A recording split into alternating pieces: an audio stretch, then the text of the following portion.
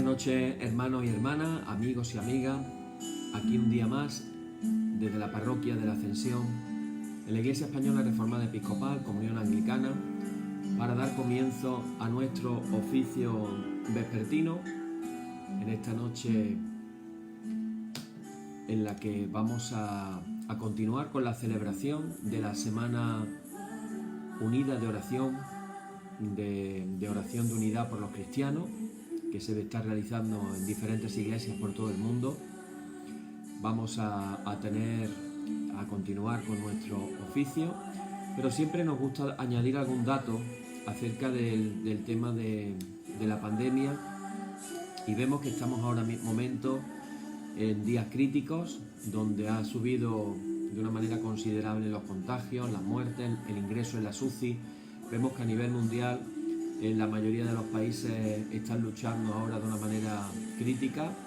Así que, hermanos, sigamos orando, sigamos cuidándonos, sigamos teniendo confianza en Dios, y vamos a comenzar, como cada noche, poniendo en oración este tiempo de oración, este tiempo de enseñanza al que dedicamos todas las noches.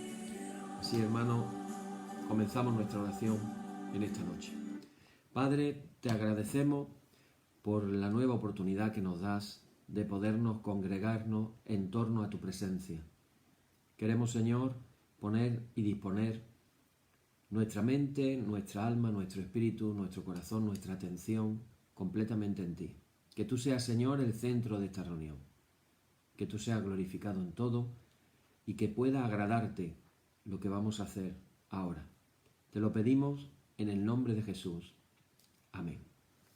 Bien, hermanos, pues damos comienzo a nuestro oficio vespertino, como cada noche, diciendo: en el nombre de nuestro Señor Jesucristo sea luz y paz. Amén.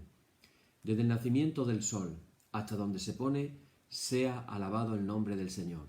Sea el nombre del Señor bendito desde ahora y para siempre. Oh Dios, cuyo nombre es bendito, desde la salida del sol hasta su ocaso, llena de ciencia nuestros corazones y abre nuestros labios en tu alabanza, para que, como eres bendito con el debido honor, por todos los siglos, así seas alabado de oriente a occidente, por todas las naciones. Amén. Por tu misericordia, oh Dios nuestro, que eres bendito, y vives y gobiernas todas las cosas, por los siglos de los siglos. Amén.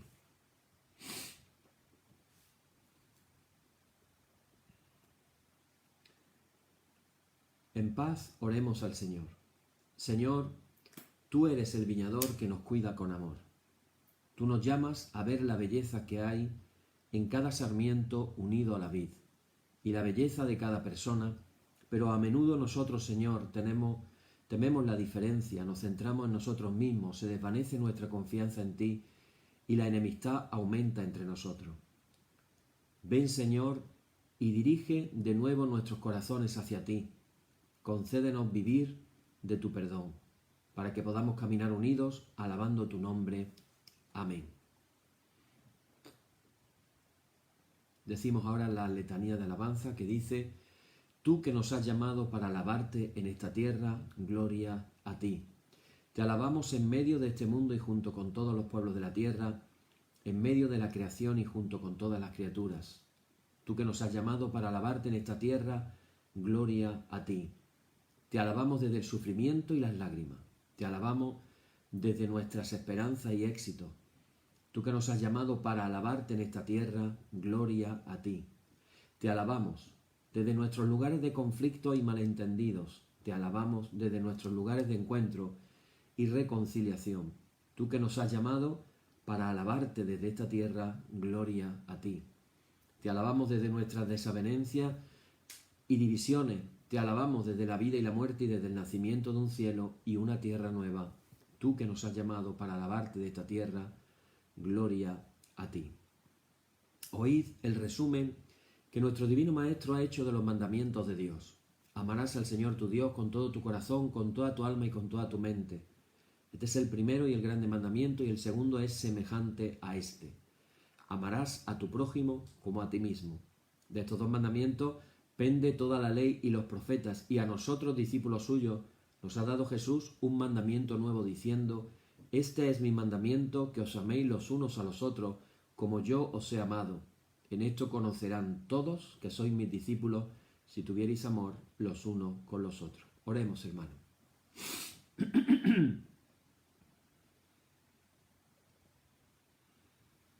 Señor Jesucristo, sin cuya ayuda nada podemos hacer, vive en nosotros y capacítanos con tu gracia para que, llevando mucho fruto, demos gloria al Padre Celestial.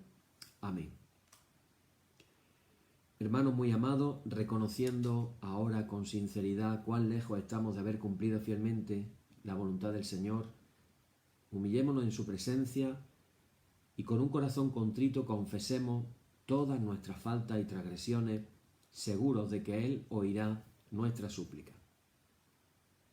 Padre omnipotente y misericordioso, la confusión y la vergüenza no nos deja levantar nuestro rostro en tu presencia. Por eso, con humildad y dolor de corazón confesamos que nos hemos desviado de tu sendero y, como ovejas perdidas, hemos andado descarriados fuera de tus caminos, hemos seguido desordenadamente las intenciones y deseos de nuestro propio corazón, hemos roto tus santos mandamientos, además de no hacer lo que debíamos, hemos hecho lo que no estaba bien hacer. Por eso, Señor, ten misericordia de nosotros, pobres pecadores, perdona, oh Dios, a los que confiesan sus culpas, restaura a los que se arrepienten, según tus promesas declaradas a toda la humanidad en Jesucristo nuestro Señor. Amén.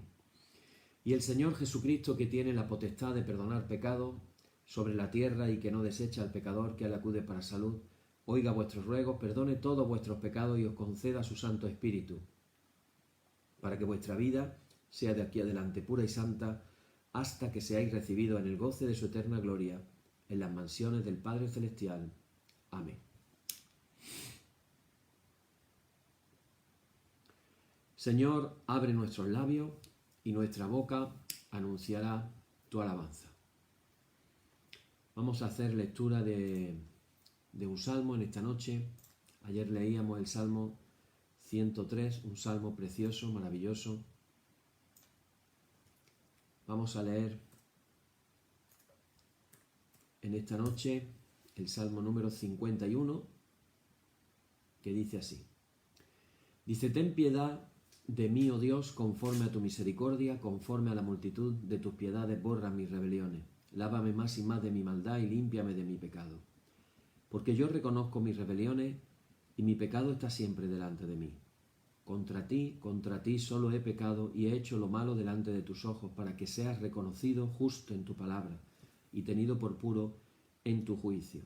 He aquí, en maldad he sido formado y en pecado me concibió mi madre. He aquí, tú amas la verdad en lo íntimo y en lo secreto me has hecho comprender sabiduría.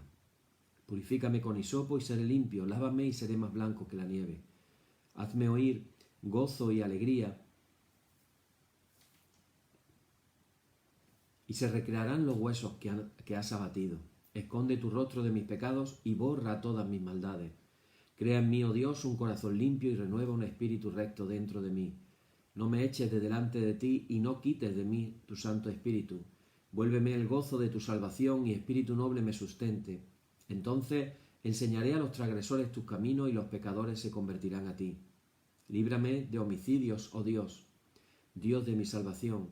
Cantará mi lengua tu justicia.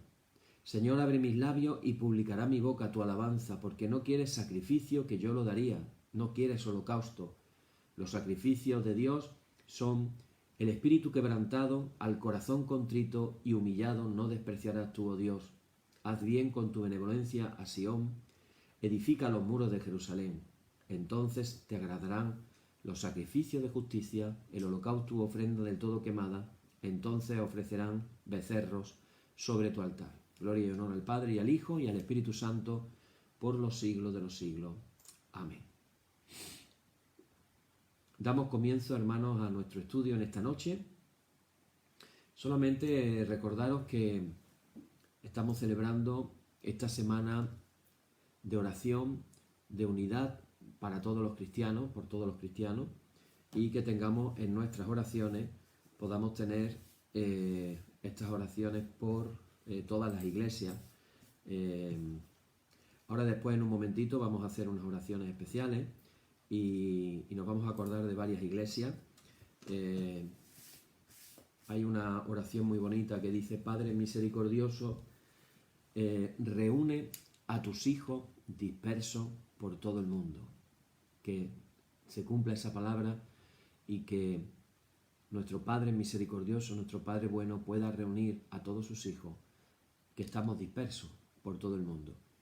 Bueno, pues seguimos con nuestro estudio en esta noche y habíamos comenzado en el día de ayer el tema aproximándonos a Jesús, una aproximación histórica que venimos haciendo. Hoy ya es nuestro 36 estudio de este tema. Creo que hemos batido el récord de tema y no podría ser de otra manera, porque la verdad es que hablar de Jesús, pues realmente, como decía el evangelista Juan, decía que si se escribiera todo lo que hizo Jesús, pues no habría libros donde escribir tantas cosas, ¿verdad?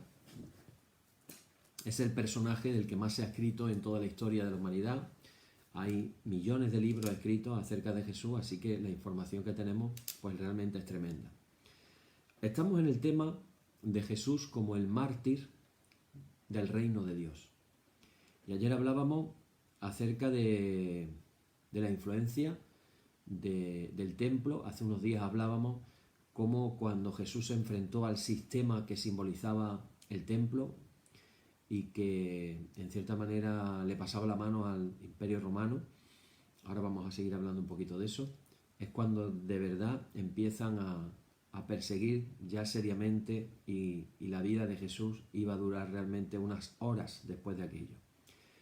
Hablábamos del sistema sacerdotal encabezado por el sumo sacerdote Caifás, ahora hablaremos un poquito más todavía, pero quien realmente dio la orden final pues fue el prefecto Poncio Pilato. Así que tenemos que decir que Jesús fue condenado a muerte por Roma. Fue Roma la que el imperio mayor existente en la tierra, por decirlo de alguna manera, el más impresionante, aparte de también, bueno, alguno ya estará pensando, espérate, que del imperio español se decía que el sol no se ponía sobre el imperio, ¿no? Es verdad, tenéis razón. Posiblemente a lo mejor había más extensión de terreno el que tuvo el imperio español que el que tuvo el imperio romano, no sabemos. Bueno, es un debate que no nos lleva a ninguna parte. Pero ahí está que Jesús fue condenado a muerte por Roma. Poncio Pilato, vamos a hablar un poquito de él, había llegado a Cesarea del Mar en el año 26 después de Cristo. Había sido nombrado por Tiberio como el prefecto de Judea y en ese año viene a tomar posesión de su cargo. Pertenecía a la pequeña nobleza del orden ecuestre, así se llamaba, y venía no de la clase senatorial, que era más aristocrática. A los ojos de sus superiores realmente era algo así como un hombre obligado a hacer carrera. Pilato residía de ordinario comúnmente en su palacio de Cesarea a unos 100 kilómetros de Jerusalén. Allí era donde vivía. Pero durante la fiesta judía más importante, lo que hacía era subir al frente de sus tropas auxiliares hasta la ciudad santa para poder controlar lo que allí pudiera pasar y controlar la situación. En Jerusalén residía en el palacio fortaleza que había sido construido años atrás por Herodes el Grande, en el lugar más alto de la ciudad. Destacaba del resto de los demás edificios porque tenía 3 inmensas torres levantadas precisamente para defender la parte alta de Jerusalén.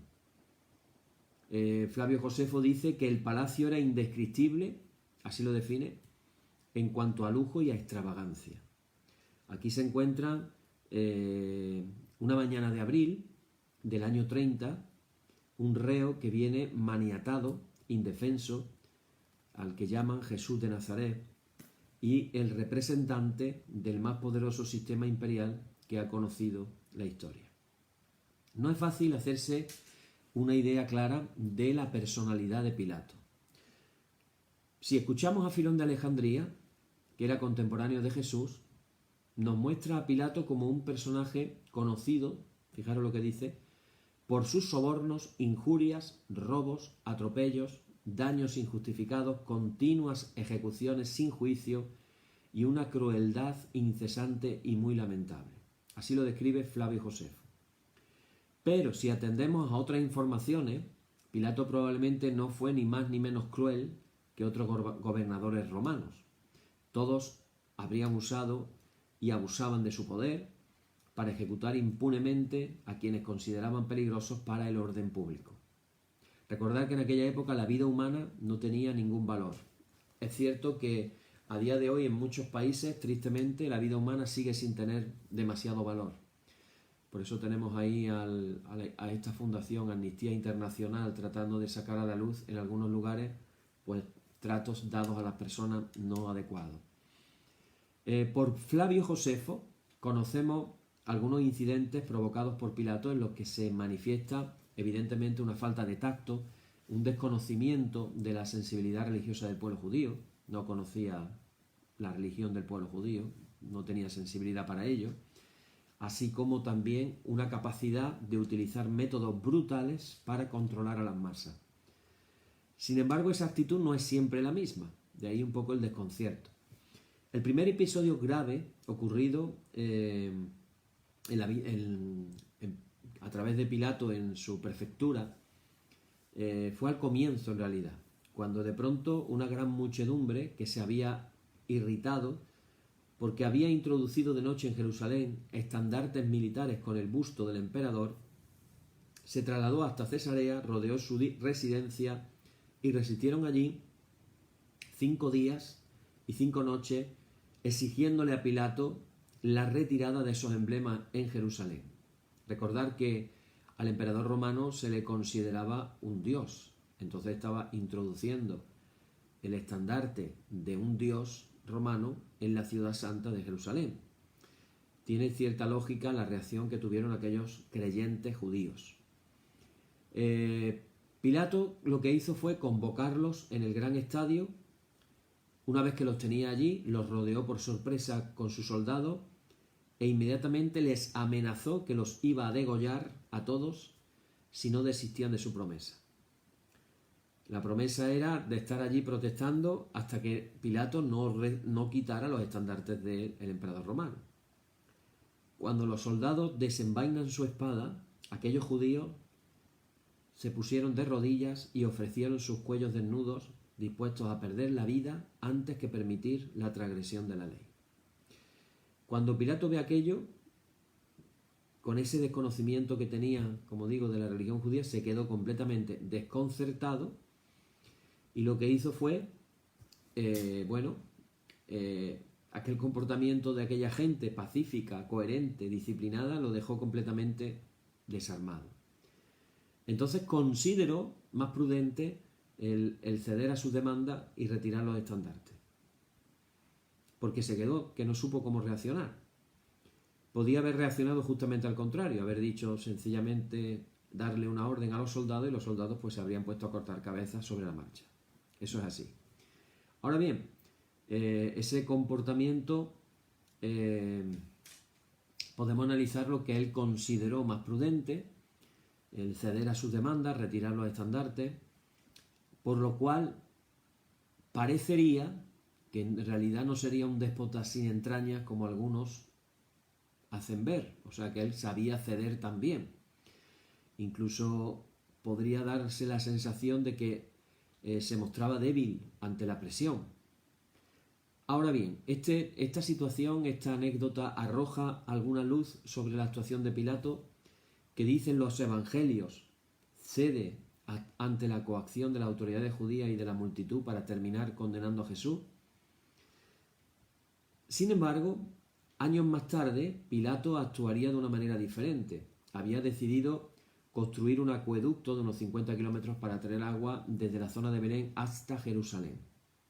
Como se trataba de una obra pública, él pensó que al ser algo para el interés de todos, llevar agua a Jerusalén, se sintió con el derecho de utilizar el dinero del tesoro del templo. Así que un dinero que se consideraba, la palabra en hebreo era corbán, es decir, consagrado a Dios.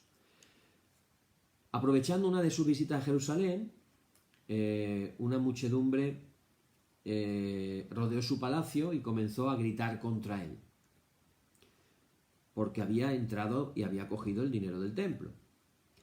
Pero en esta ocasión nos cuenta la historia de que Pilato no cedió. ¿Qué hizo?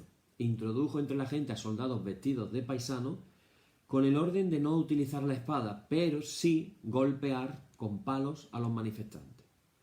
El resultado, según Flavio Josefo, es que murieron muchos, unos a causa de las heridas recibidas y otros aplastados en la huida. El año 36 se dice que fue la actuación más brutal. Se cuenta de un profeta samaritano que convocó a todo el pueblo a subir al monte Garizim para mostrarle el lugar donde Moisés habría depositado los vasos sagrados. Pilato, receloso de su fanatismo, lo quiso impedir con su fuerza de caballería e infantería. En el enfrentamiento, algunos samaritanos murieron, muchos cayeron prisioneros y los dirigentes fueron ejecutados. Sería, sin embargo, su última intervención, curiosamente, porque Vitelio, el legado de Siria, al escuchar las quejas de los samaritanos, ordenó al prefecto que volviera a Roma a dar cuenta de su actuación ante el emperador. Así terminaría sus días, fijaros qué curioso, en las Galias desterrado.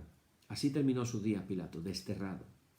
Probablemente lo más seguro es que no fuera un hombre tan sangriento, tan malvado como lo describe Filón de Alejandría, pero ciertamente fue un gobernador que no dudaría en recurrir a métodos brutales y métodos violentos para resolver los conflictos. Cuando él llega a Judea, se encuentra con Caifás, que estaba instalado en la dignidad del sumo sacerdote por el prefecto anterior Valerio Grato. Pilato lo confirma en su cargo y lo mantiene hasta que ambos fueron cesados el año del 36 al 37. Al parecer, Pilato encuentra en Caifás un colaborador que lo supo apoyar, o al menos no tomó posición en contra, como hemos dicho en otros estudios, en los momentos críticos en que su actuación provocaba protestas populares. Es decir, cuando había protestas populares, el sumo sacerdote siempre se puso del lado de Pilatos. No solamente eso, sino que los historiadores y los eruditos llegan incluso a sospechar cada vez más que pudo incluso haber un buen entendimiento y hasta una cierta complicidad entre Caifás y Pilato en la resolución del problema que Jesús les planteaba a ambos. Y viene la pregunta del millón. ¿Qué es lo que realmente sucedió? Los evangelios, lo cierto es que no nos dan apenas detalles legales del proceso de Jesús ante Pilato. ¿Por qué? Bueno, en primer lugar, porque ese no es el objetivo del relato de los evangelios. A veces cuando leemos los evangelios no somos conscientes de que no se trata ni de biografía, ni de escritos históricos, ni encontraremos detalles legales, vamos a decir, concienzudos. ¿Por qué? Porque ese no es el objetivo de los que escribieron los evangelios. Los evangelios fueron escritos básicamente para dar testimonio de la fe en Jesucristo, para contar la vida de Jesús, pero desde la perspectiva de la fe. A veces no somos conscientes. Primero, voy a dar dos detalles, por no entrar mucho en el tema. Primer detalle, que los evangelios se escribieron muchos años después de la muerte de Jesús. Se habla de que el más antiguo fue Marcos, que se escribió sobre los años 70. Es decir, pasaron 40 años hasta que se escribiera el primer evangelio. Pero es que el de Juan se escribió en los años 90. Es decir, 60 años después de la muerte de Jesús.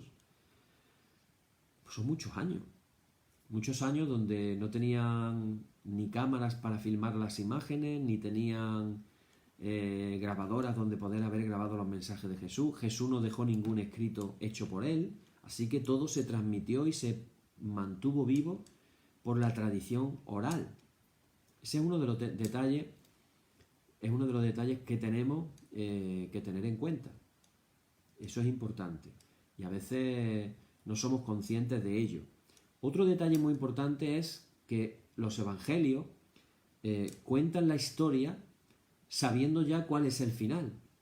Es decir, vamos a decir que no es una historia abierta, no es una historia que se va escribiendo conforme va pasando. No es, por ejemplo, como imaginaros, ¿no? El diario de a bordo del barco que iba a no sé dónde y el capitán todas las noches se sentaba en su mesa, cogía el lápiz y apuntaba lo que había pasado en el día. Diario de a bordo del día del Señor, del no sé cuánto, no sé qué. Lo habéis visto en las películas, ¿verdad? El capitán del barco escribiendo el diario. Bueno, pues es que así no fue en los evangelios. Es que los evangelios se escribieron, el más antiguo, 40 años después. Eso tenemos que tenerlo en cuenta. Y, evidentemente, hay todavía, vamos a decirlo así, misterios por resolver. Hay misterios por resolver. Todavía hay cosas que las leemos y no terminamos de entenderlas o comprenderlas en su totalidad. Y aquí viene esta parte, este comentario que acabo de hacer. Los evangelios apenas nos dan a conocer detalles legales del proceso de Jesús ante Pilato. Es más, hasta decíamos ayer cómo se supo las palabras que Jesús tuvo con Pilato y lo que Pilato habló con... ¿Qué testigos había? Ninguno de los discípulos estaba allí de cerca escuchando aquello. Entonces, ¿quiénes fueron los que contaron esa historia? Tampoco parece transmitirse un conocimiento preciso de lo que le ocurrió, como digo, en el palacio del prefecto. Sin embargo, coinciden con lo que sabemos por otras fuentes no cristianas. Fue Pilato quien dictó la sentencia de muerte y mandó crucificar a Jesús. Eso se sabe por los evangelios y se sabe por otras fuentes cristianas.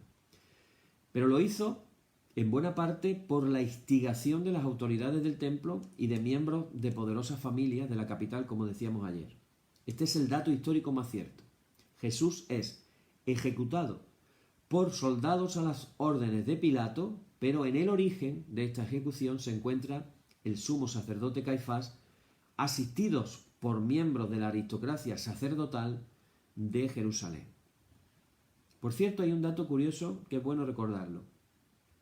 En ningún momento intervienen los fariseos ni en el hostigamiento que realizan el sumo sacerdote y su consejo y la casta sacerdotal de Jerusalén, ni, por supuesto, en el juicio que se hace ante el prefecto romano.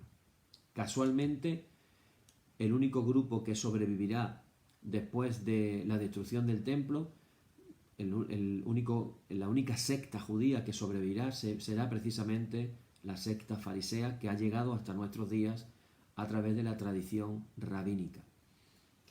Ahora bien, surge otra pregunta. ¿Hubo un proceso realmente ante el prefecto romano? Porque Pilato habría podido ejecutar sin más a aquel peregrino galileo, sin atenerse a muchas formalidades. Su estilo de actuar no se distinguía precisamente por un talante humanitario, ya lo hemos visto. Esto es lo que piensan aquellos a quienes el carácter ingenuo de la narración, la vaguedad de las acusaciones, el episodio de Barrabás, les lleva a sospechar que nos encontramos ante una composición cristiana y no ante una información histórica. Eso dicen algunos estudiosos. En realidad, no está justificado. Por perfecto o imperfecto que éste fuera, es cierto que hubo un proceso en el que el prefecto romano condena a Jesús a ser ejecutado en una cruz, acusándole, aquí viene el tema, acusándole de la pretensión de presentarse como rey de los judíos. Las fuentes nos ofrecen indicios suficientes y el texto de la condena colocado en la cruz lo confirma. Acordaros que pusieron en la cruz ese texto en 3 idiomas, en hebreo, en griego, en latín y en arameo: Jesús, rey de los judíos. Bueno, dicho esto, podemos decir también que el juicio tuvo lugar probablemente en el palacio en el que reside Pilato cuando está en Jerusalén, a una hora temprana. Siguiendo la costumbre de los magistrados romanos, el prefecto comienza a impartir justicia muy pronto, después del amanecer. Pilato ocupa su sede en la tribuna, desde la que dicta su sentencia. En esa mañana habría varios delincuentes esperando el veredicto del representante del César, y Jesús comparece maniatado. Es uno más de los que había aquella mañana que juzgar. No el único, uno más. Las autoridades del templo lo han traído hasta aquí. Cuando llega su hora, su momento, Pilato no se limita a ratificar el proceso o la investigación que ha podido llevar a cabo Caifás. No dicta un ejecútese, como se diría en latín, exequatur. Busca su propia manera de enfocar el caso, de plantear el caso. Aunque Jesús ha sido entregado como culpable por las autoridades judías, el prefecto desea asegurarse por sí mismo si este hombre ha de ser ejecutado. ¿Por qué? Porque él es el que impone la justicia de parte del imperio. Pilato no va a actuar de una forma arbitraria. Para juzgar un caso como el de Jesús en una provincia del imperio como Judea, podía elegir entre dos procedimientos vigentes en aquellos momentos, según nos dicta la historia romana. Al parecer, Pilato no va a actuar siguiendo la práctica de la coertio, en latín, que le da la autoridad absoluta para tomar en un determinado momento todas las medidas necesarias que juzgue para mantener el orden público, e incluso la ejecución inmediata. Por lo que podemos saber, recurre más bien a lo que se llama en latín la cognitio extra ordinem, que es la práctica seguida de ordinario en Judea por los gobernadores romanos, una forma expeditiva de administrar justicia, en la que no se siguen todos los pasos en los procesos ordinarios. Es decir, aquí ya nos damos cuenta de un detalle. La cosa se hizo por la vía rápida. No se hizo de... ¿Os acordáis lo que pasó con Pablo cuando dijo que era romano y lo mandaron a Roma? Y parece que tardó 2 años en llegar a Roma. No había prisas a la hora de ejercer justicia, y sin embargo con Jesús se hace esto, la cognitio extra ordine, es decir, extraordinaria, una cosa rápida.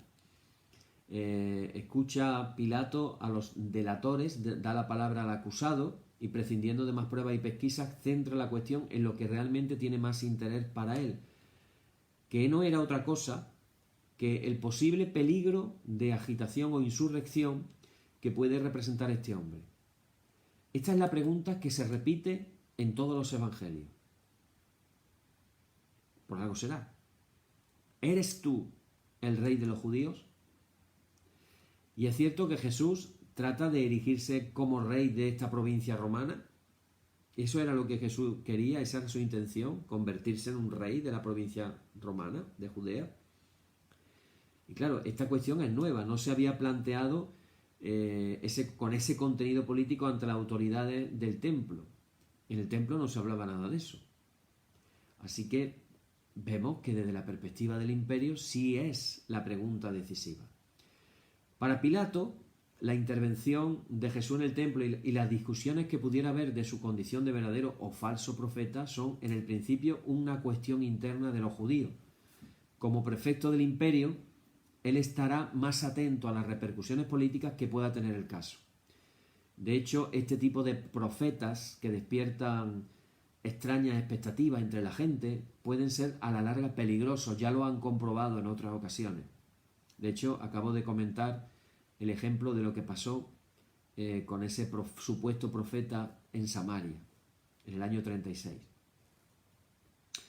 Quien amenaza el sistema del templo, sin embargo, ese sí podría estar intentando de imponer algún nuevo poder.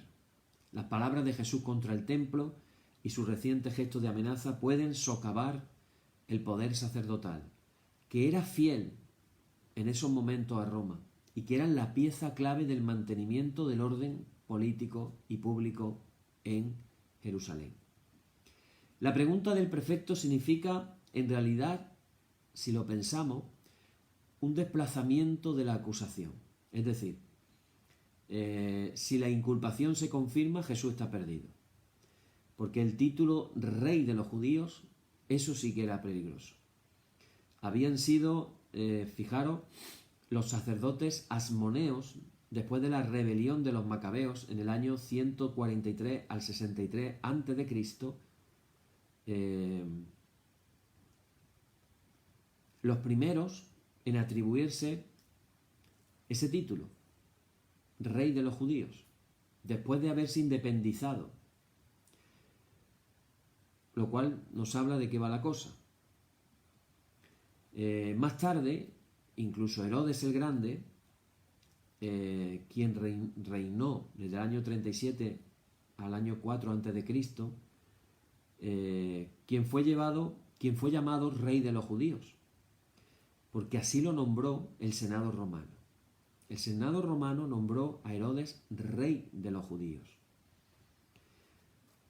Claro, ¿puede alguien pensar realmente que Jesús estaría tratando de restablecer una monarquía como la de los samoneos o la de Herodes el Grande? Y es que Jesús, este hombre no va armado, no está liderando un movimiento de insurrectos ni está predicando un levantamiento frontal contra Roma.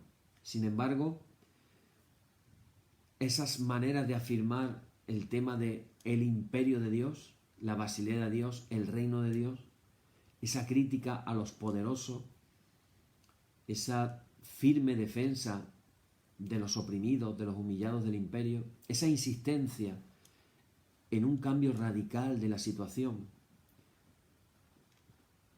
Ahí sí podríamos decir que se ve una rotunda desautorización del emperador romano, del prefecto, del sumo sacerdote designado por el prefecto. Dios no bendice aquel estado de cosas.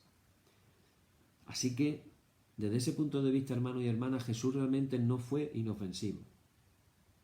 Podría catalogarse como un rebelde contra Roma, y un rebelde siempre es un rebelde, aunque en su predicación hable de Dios. Esa es la realidad.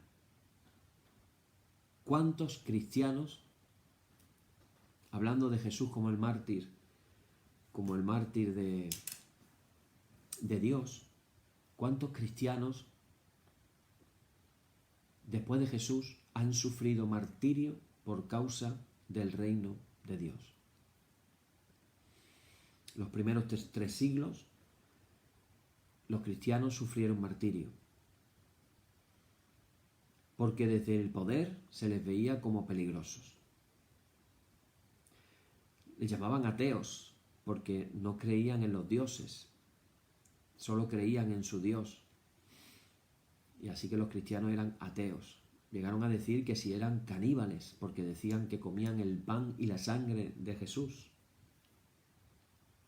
etcétera, etcétera. Cuando vemos la celebración de los martirios en la iglesia, a lo largo de todo el año, yo abro una aplicación que tengo aquí en mi móvil, a ver si soy capaz. Abro la aplicación de hoy martes 19 y a ver si se me abre. Un momentito. Y me voy al libro de mártires romano. Y fijaros lo que aparece.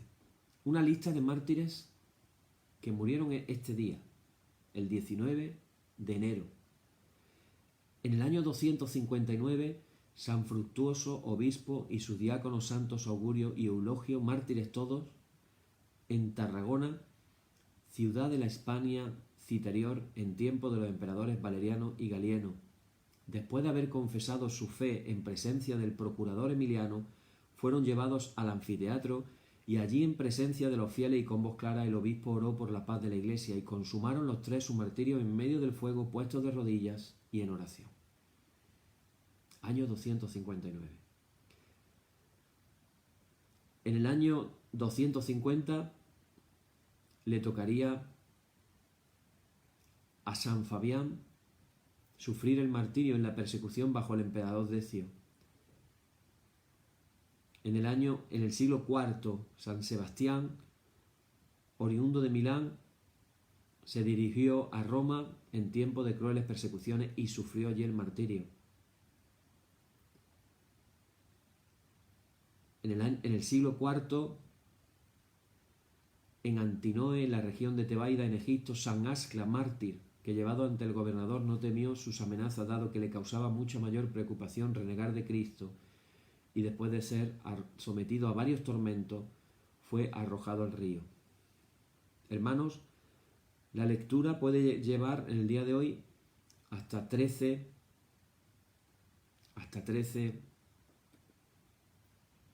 mártires diferentes o grupos de mártires, porque hay también grupos de mártires. El último, el del año 1964, nos encontramos con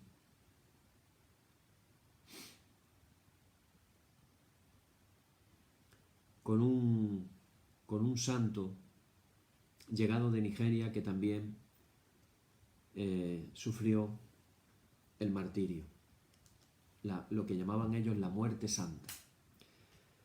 Desde que Jesús fuera el primer mártir de la iglesia, ¿cuántos vendrían después? Tantos que ya Juan tuvo aquella visión en el Apocalipsis, viendo a aquellos mártires, aquellos miles de mártires.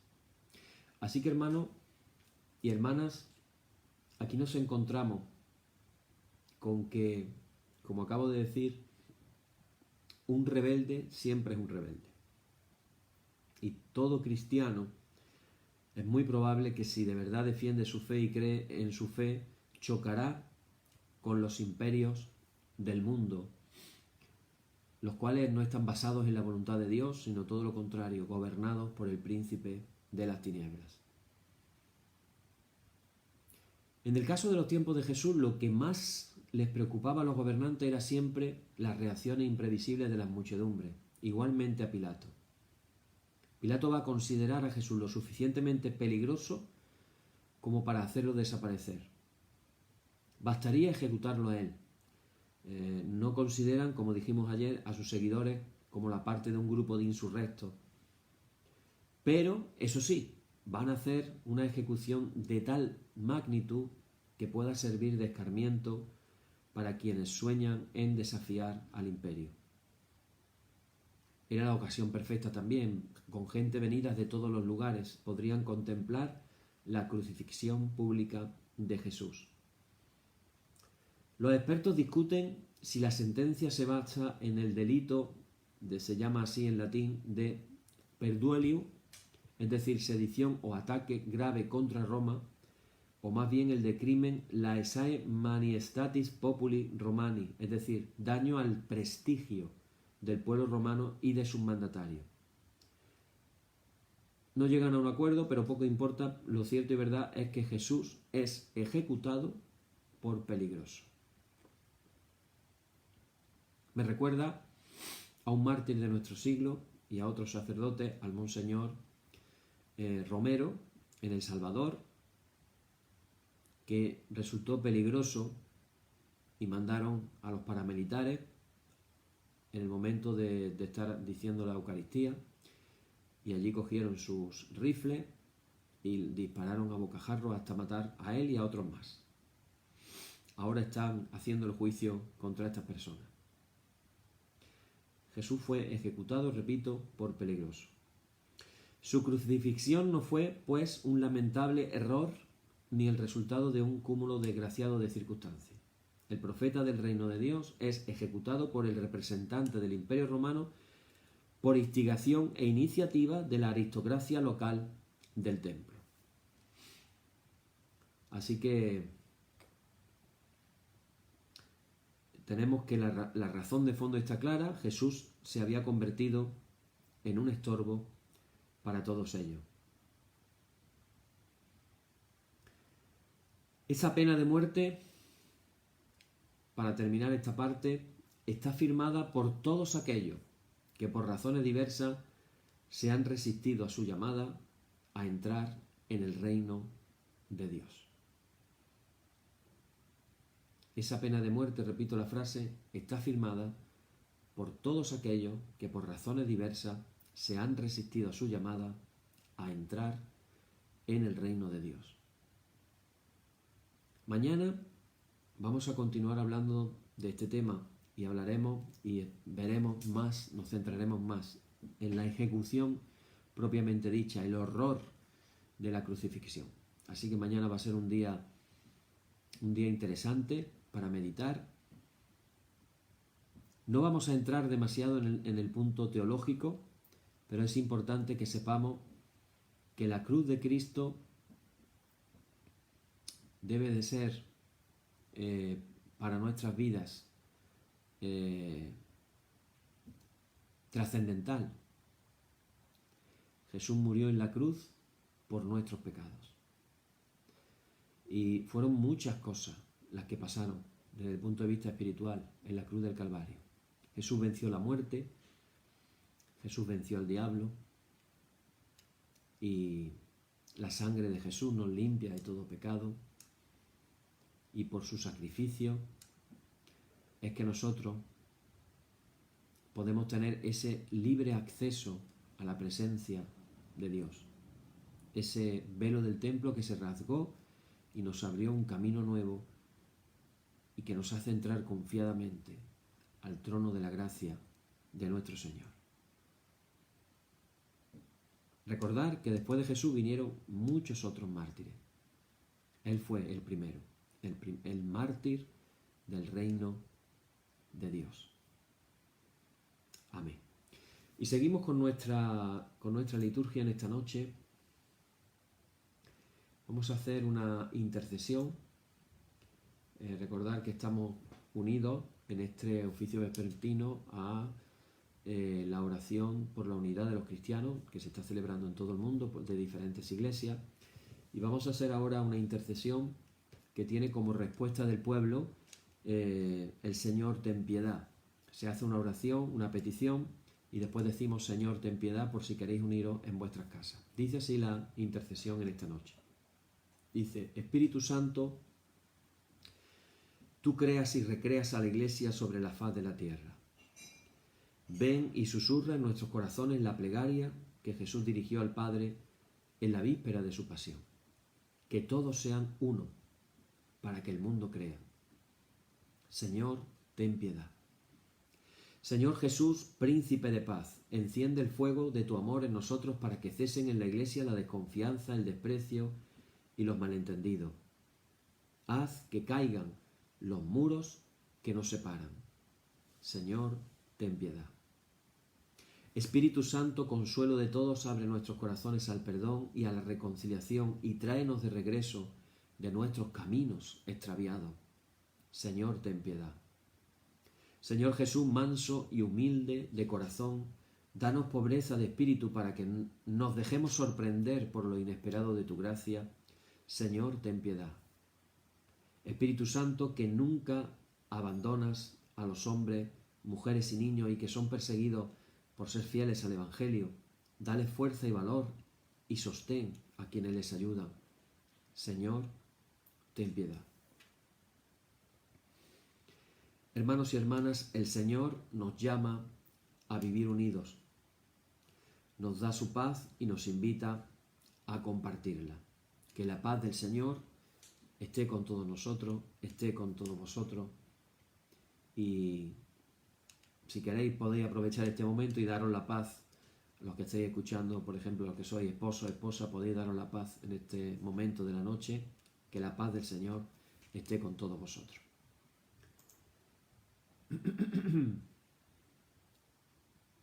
Después de esta intercesión nos unimos también a millones de cristianos para aprovechar y hacer la oración que Jesucristo nos enseñó, el cual tiene palabra de vida eterna. Decimos todos juntos, Padre nuestro que estás en el cielo, santificado sea tu nombre, venga tu reino, hágase tu voluntad como en el cielo, así también en la tierra. El pan nuestro de cada día, dánosle hoy y perdónanos nuestras deudas, así como nosotros perdonamos a nuestros deudores. Y no nos dejes caer en la tentación, mas líbranos del mal. Amén. Líbranos del mal y confírmanos en tu temor con toda obra buena, oh Trinidad, Dios nuestro, que eres bendito y vives y gobiernas todas las cosas por los siglos de los siglos. Amén. Señor, muéstranos tu misericordia y danos tu salud. Llena a tus ministros de virtudes y da alegría a tu pueblo escogido. Acuérdate siempre de esta congregación y de todas las congregaciones del mundo que tú has poseído desde el principio. Oh Dios, purifica nuestros corazones y no quites de nosotros tu Santo Espíritu. Por la tarde, de mañana y al mediodía, justo es, oh Señor, que te alabemos. Señor Dios omnipotente, que de la tarde, la mañana y el mediodía has hecho un día solo y has mandado al sol que conozca su ocaso, abre, te rogamos, las tinieblas de nuestros corazones, y brillando tú en ellos te conozcamos como Dios verdadero y luz eterna. Amén. Por tu misericordia, oh Dios nuestro, que eres bendito y vives y gobiernas todas las cosas, por los siglos de los siglos. Amén. Antes de terminar en este oficio, hermanos, vamos a hacer ahora una oración especial en este oficio. Vamos a orar por la hija de nuestra hermana Esther, que se encuentra en Madrid. Ella también se llama Esther, trabaja en un hospital de Madrid, no voy a dar más datos, y están pasándolo muy mal por motivos de desbordamiento, falta de personal, y están viviendo una situación muy dura. Como ella, lógicamente también otros. Así que, hermanos, unámonos en oración en esta noche y vamos a hacer esta oración especial. Padre, en esta noche ponemos bajo tu mano a tu hija Esther. Abrázala, Señor, con tu amor. Llénala de tu paz. Quita, Señor, de ella toda tensión, todo cansancio, todo estrés, toda angustia. Pon, Señor, en este momento, en el lugar en el que ella esté, pon tu mano, Señor, sobre ella y bendícela de una manera especial. Que ella pueda sentir que tú le das nuevas fuerzas como las águilas, que tú la renuevas, Señor, que tú le abres una esperanza en su corazón. Señor, derrama tu Espíritu Santo en este momento sobre ella, que ella pueda sentir tu amor en su corazón. Te lo pedimos, Padre, en el nombre de Jesús. Amén. Amén. Bien, hermanos, hermanas, en el nombre de Jesucristo nuestro Señor, terminemos con paz. Gracias sean dadas a Dios. Amén. Y la paz que al subir a los cielos dejó Jesús a sus discípulos sea siempre con vosotros en toda su plenitud, y la bendición de Dios el Padre y del Hijo y del Espíritu Santo descienda sobre vosotros y more en vosotros eternamente. Amén. Bien, hermanos, pues quedamos despedidos en esta noche. Mañana seguiremos con más. Busquemos al Señor, oremos, aprovechemos esta semana para orar por la unidad de todas las iglesias. Ese es el deseo, ese es el anhelo, esa es la visión que Pablo le compartió a los efesios, que Cristo se presentaría una iglesia, una iglesia, una, no cientos de miles de denominaciones. Eso no es la voluntad de Dios. Lo queramos mirar como lo queramos mirar, lo queramos convencernos como nos queramos autoconvencer, no es la voluntad de Dios. Una iglesia. Una. Cristo se presentará a sí mismo una iglesia gloriosa, sin mancha, sin arruga, ni cosa semejante. Así que creamos lo que dice la palabra de Dios, que Él se presentará una iglesia gloriosa. Anhelemos en nuestros corazones ser parte de esa iglesia. Podamos decirle a Dios, yo quiero ser parte de esa iglesia gloriosa, sin mancha y sin arruga. Así será, porque así lo dijo Jesús que iba a ser. Así lo profetizó Pablo y así será. Una iglesia gloriosa, sin mancha y sin arruga. Un pueblo de toda raza, de toda lengua, de toda nación. Un pueblo. Amén. Así que oremos en esta semana de una manera especial y particularmente por la unidad de la iglesia de Dios. Amén. Que el Señor nos bendiga. Mañana nos encontramos nuevamente aquí. Amén.